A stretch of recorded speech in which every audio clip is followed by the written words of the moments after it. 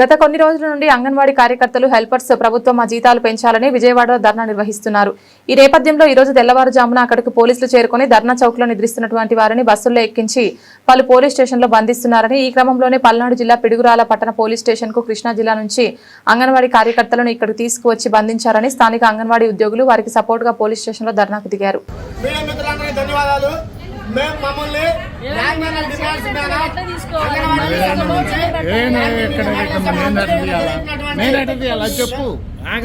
నిన్న జరుగుతున్న చెలో విజయవాడ కార్యక్రమంలో రాత్రి అర్ధాంతంగా 12 గంటలకి రాష్ట్ర ప్రభుత్వం పోలీసు వారిని ఇదివేసి మా మీద నిర్మాణాన్ని ప్రయోగించి కరెంటు లైట్లు తీసేసి అక్రమంగా అరెస్టులు చేసి గిరిజన ప్రాంతాల నుంచి వచ్చిన వాళ్ళని, తండాల నుంచి వచ్చిన వాళ్ళని, అదేవిధంగా నుంచి వచ్చిన ప్రజలందరూ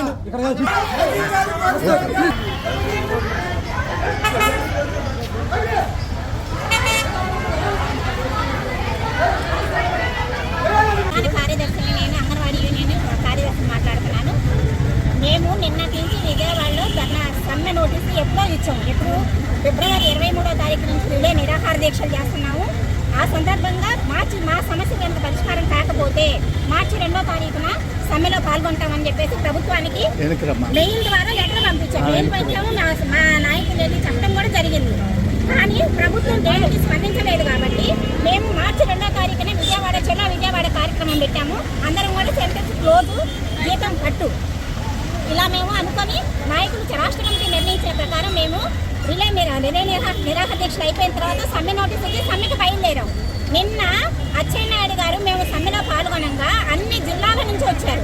రాష్ట్ర వ్యాప్తంగా జరుగుతున్న ఈ కార్యక్రమానికి అన్ని జిల్లాల నుంచి సమ్మెలో పాల్గొంటే అచ్చెన్నాయుడు గారు ఏం చెప్పారంటే, మేము మిమ్మల్ని పిలిపించి మేము చర్చలు జరుపుతామని చెప్పేసి చెప్పారు. కానీ 3-4 గంటల వరకు కూడా మేము చూసాం. కానీ మా నాయకుని ఇప్పుడు మీరు పోలీస్ స్టేషన్ దగ్గరికి ఎందుకు వచ్చారండి? రాత్రి ఆ టెంట్ లో కొంతమంది మేము విడుదలకు వచ్చాము. ఈ రోజు కూడా కార్యక్రమం ఉంది. నిరాహార దీక్షలు సమ్మె అనేది ఈ రోజు కూడా కొనసాగించాలని చెప్పేసి మేము అనుకున్నాం. అయితే కొంతమంది 2000 మంది టెంట్ లో నిద్రపోయారు. నిద్రపోయిన వాళ్ళని తెల్లవారుజామున 3-4 గంటలప్పుడు పోలీసులు వచ్చేసి కొంతమంది స్నానానికని వెళితే టెంట్ ఎప్పుడైతే పలచబడిందో పోలీసులు వాళ్ళ ఇష్టానుసారంగా వచ్చి దొరికిన వాళ్ళని దొరికినట్టుగా ఏ బస్సులు కనబడితే ఆ బస్సులకి ఎత్తి ఇసిరేశారు. కొంతమందికి చాలా దెబ్బలు తగినాయి. ఆ సందర్భంగా 29 మందిని కృష్ణా జిల్లా నుంచి పల్నాడు జిల్లా పోలీస్ స్టేషన్ తీసుకొచ్చారు. కాబట్టి మా వాళ్ళని విడిపించండి అని చెప్పేసి మేము పోలీస్ స్టేషన్ కి మాట్లాడటానికని వచ్చాం. మాట్లాడటానికని వచ్చిన వాళ్ళ మీద పోలీసులు ఎవరి ఇష్టానుసారంగా వాళ్ళు మాట్లాడి ఆడవాళ్ళని లాగి పడేసి మీరు వెళ్ళిపోండి ఇక్కడి నుంచి, మీకు నోరు దూరం తమాషాలు పడుతున్నారా, వేషాలు పడుతున్నారా అని మాట్లాడతారు. తమాషాలు వేషాలు అంటే ఎలా ఉంటే మరి మాకు తెలీదు. పోలీసులు ఆడవాళ్ళని మీరు ఏంటి ఇక్కడ మీరు తమాషాలు పడుతున్నారా, వేషాలు పడుతున్నారా అని మాట్లాడు.